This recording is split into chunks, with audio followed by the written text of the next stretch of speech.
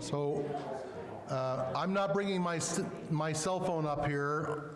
This is not my cell phone, it's a duty phone. I'm on duty this week, so I have to have it on me just in case somebody is lonely or something. Thankfully, we don't get lots of calls. But when we do, so you see the scripture on the screen. It's Luke 13. Yes, good. 10 through 17. And no, I have not purposely been concentrating on miracles of Jesus. I don't know, just happened. Luke 13, 10 to 17.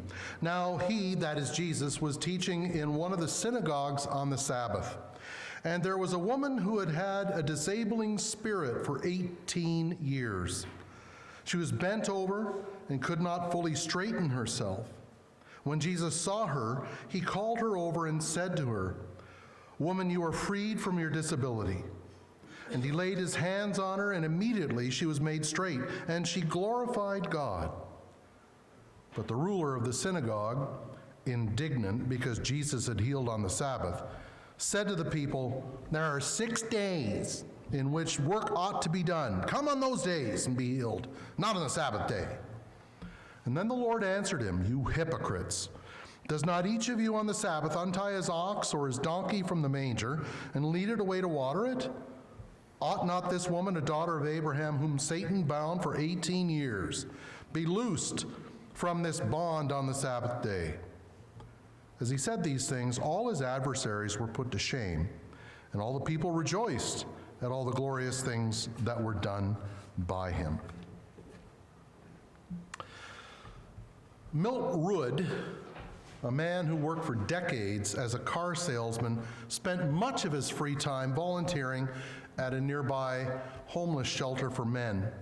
And week after week, he'd spend his time with those whose lives had been wrecked by drugs, alcohol, gambling, mental health issues, those who suffered with these, and praying for and encouraging them. He mentored scores. One week he experienced pain in his abdomen, and so he went to the hospital, and he was quickly booked for exploratory surgery, and the surgeons found that he was full of cancer, and they simply sewed him up and sent him home. He died within the week. And after the funeral, which many of his former colleagues and those who had been at the homeless shelter attended, one of them remarked, "It's interesting, no one asked how many cars he'd sold."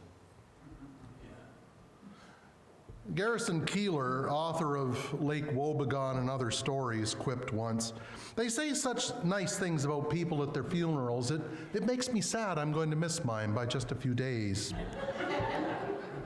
And so I've written several pages, well, 28 if you want to, of nice things that I want my family to say. I haven't, but I'm going to. Many schools, business schools, ask students to write the things that they would like to have said about themselves at their funerals. Business schools. But no one who attends our funeral will probably care how many widgets we made. What will they care about? What will they remember? Milt Rood paid attention to those who were ignored, cast aside, and sidelined and shunned. And in doing so, he emulated Jesus. We could do worse. How many people today are in similar circumstances? They may not be homeless, but man, many people nonetheless are alone and ignored. And ironically, social media, what constitutes community for many today, is instead a vast echo chamber of people crying out for attention.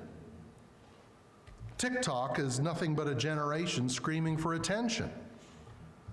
The unseen, the invisible, the ignored, the lonely, these are the very people Jesus saw and met with and ate with and loved. Now, the woman in our gospel reading this morning is one such person, bent over for 18 long years. She understood the pain of invisibility all too well, and arguably she knew it better than most.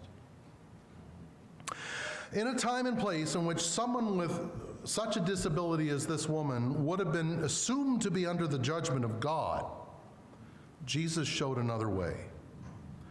After the transfiguration in Luke 9, Jesus has set his face toward Jerusalem to meet his divinely appointed destiny head on. And this is a time of growing criticism and opposition from the religious leaders. And the tension is so thick, the entire company of Riverdance could dance on it. But Jesus doesn't kowtow to the party line. This isn't the first time. It's not the first time he's been embroiled in controversy over healing on the Sabbath. In Matthew 12, he heals a man with a shriveled hand. After the critics ask, is it lawful to heal on the Sabbath? His act demonstrates a person. A person is more important than a day, even the Sabbath. And in John 5, after Jesus heals a cripple beside the pool of Bethesda, the whining chorus breaks forth, "You can't carry your mat on the Sabbath. It's against the law." Healing was considered work, the practice of a profession, and so therefore prohibited by the laws of the Sabbath. Well, did this stop Jesus? Not on your bunion. He brought a new way, new life. Now, one of the remarkable things about Jesus is the way in which he deals with any need in front of him. And so he spies this woman, bent over, bound up, crippled, chronic, all day, every day. In constant pain from her debilitating physical condition, and I would suggest in constant emotional and psychological pain from being ignored and shut out and invisible. 18 years, long years, she'd been like this.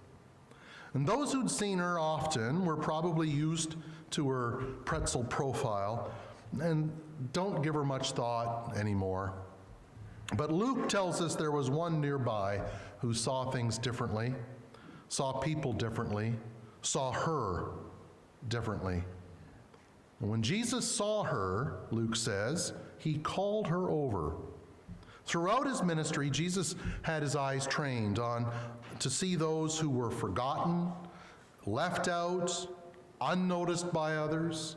So when he sees her, he calls her over through the crowd that always surrounded him like screaming autograph seekers at a Taylor Swift concert.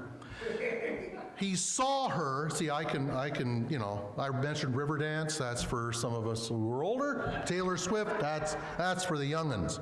There you go. Hey, I can be hip. Just saying hip isn't hip. You know, when I first, anyway. I started out in ministry. My very first church was my home church where I grew up. I wouldn't suggest that for everybody. It was good for me. It knocked a few edges off. Humbled me a little bit, and yes, dear, it did. It's hard to tell. And my dad, see, things like that. My dad would sat in the back pew, and he heckled me. Thanks, Chris. Now, where was I? Taylor Swift, yes. So Jesus saw her, noticed her, acknowledged her. Everyone else treated her just as part of the background, as a bit of social flotsam, as not worth noticing. Jesus saw her. And as great as that was, after long years of being ignored, unnoticed, disregarded, unheeded, discounted, he does more. She was on the edge. He brought her into the center. She was on the periphery. He called her forward. She was outside. He invited her in. And he set her free. At that, she stands erect, springing into a normal human stance like a sapling that's been tied down and the rope cut. She breaks forth in a chorus of praise at her God-given freedom. And I would suggest never had that synagogue heard a cry of praise like that or seen something so wonderful and astonishing. But not everyone is thrilled.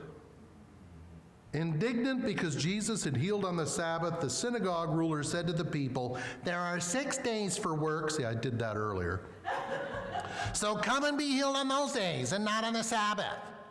I don't know if he talked like that or not, but...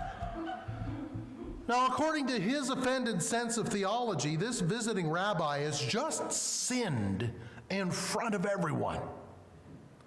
What a model for the young people. What a scandal. Here's protocol. There's a way to do things and a way not to do things, sir. What rubbish. Jesus bores into the nub of the issue, and he doesn't mince words. Hypocrites! If you're willing to unbind an ox on the Sabbath to give it water, how much more should you be willing to unbind a woman who has been bound for 18 long years? Now, we can sense Jesus' anger at the callousness of the ruler and the chorus of critics who want to delay the doing of good. They wouldn't treat their animals the way they're treating this hurting human being. But we're not a whole lot better. We take our pets to pet psychiatrists and psychologists. I'm not kidding. Take out health insurance on them, knit jackets for them, dote over them, call them our fur babies. Now, at least the crowd criticizing Jesus could make the excuse that the ox was economically vital. Our pets are not economically vital.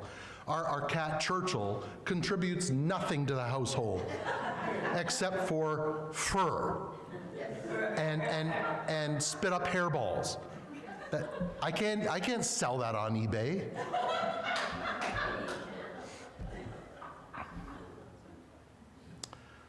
But the economic argument, even that economic argument, as pragmatic as it is, ignores the worth of a human being, made in the image and likeness of God.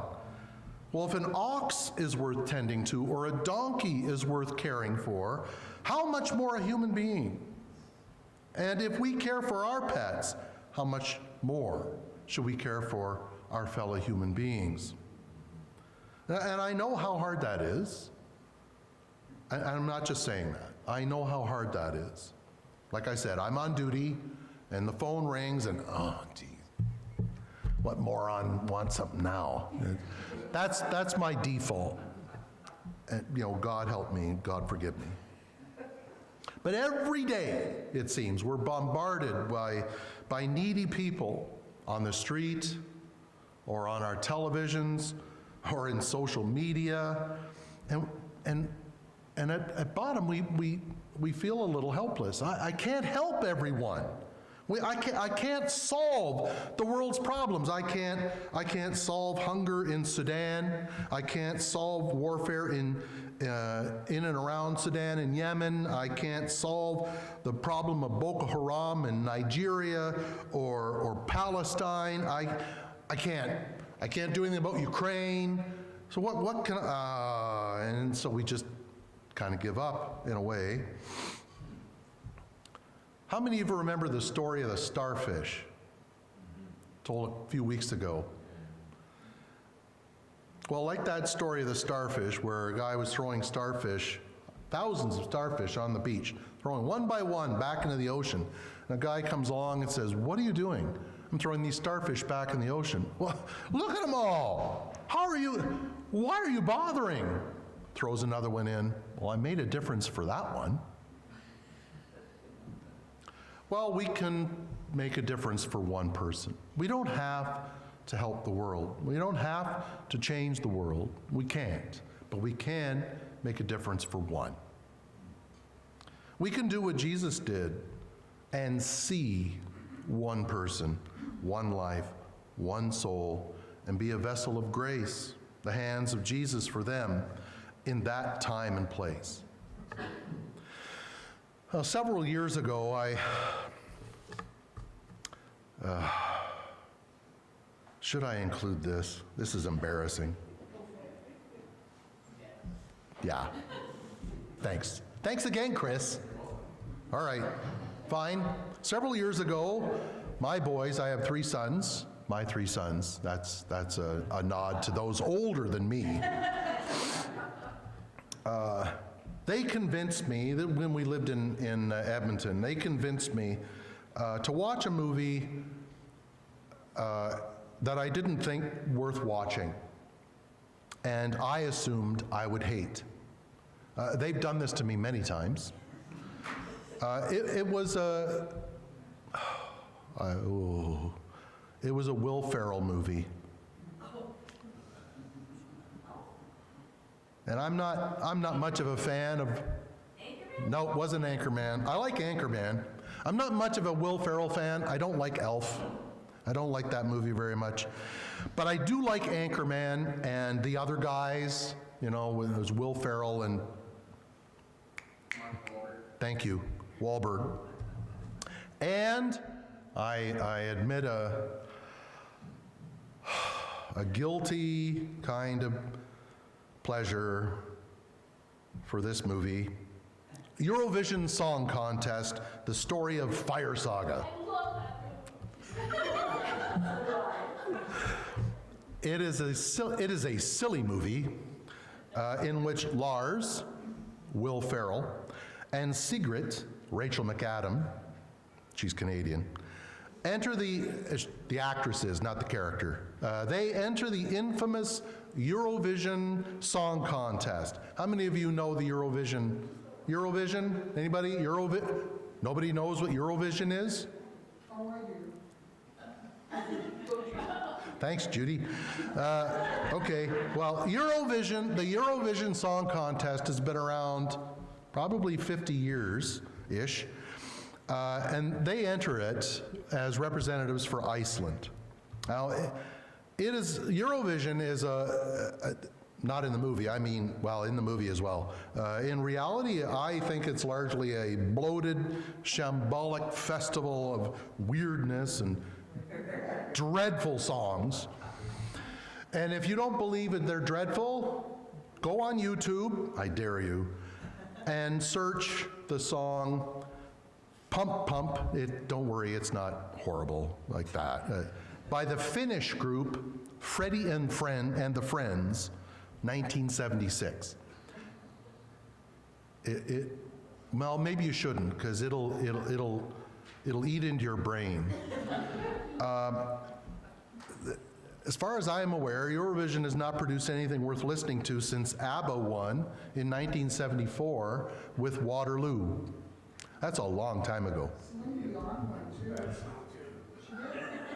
Yeah, I don't like Celine Dion. Yeah, don't get me started on Celine Dion. Anyway, come on, let's bring this in together. Come on, stop distracting me. Lars, this is my point. Lars and Sigrid have a phrase that they say to each other very often. I see you, he says, and she responds, I see you. And it sounds a bit silly, but actually, as such a simple, silly-sounding phrase, it's actually got some profundity to it. I see who you are, a man or woman for whom I care, who is wonderful and funny, my partner in this music duo. Turns out they're also in love, but that's a later plot twist. Oh, I've ruined it for you. Similarly, Jesus saw a woman, lonely, ignored, peripheral, in pain for 18 long years. And he didn't simply write her off as one more needy person, someone else on EI or AISH, another panhandler. He didn't just walk past her, he saw her, and he healed her. He made a difference in that one life. Now, we may not be able to heal someone who's been suffering for 18 long years, but we can see them. We can acknowledge them. We can treat them as a human being. We can care for them. We can support them. We can see them as made in the image and likeness of God, just as we are, and just as worthy, or unworthy, if you would prefer, of God's love and forgiveness.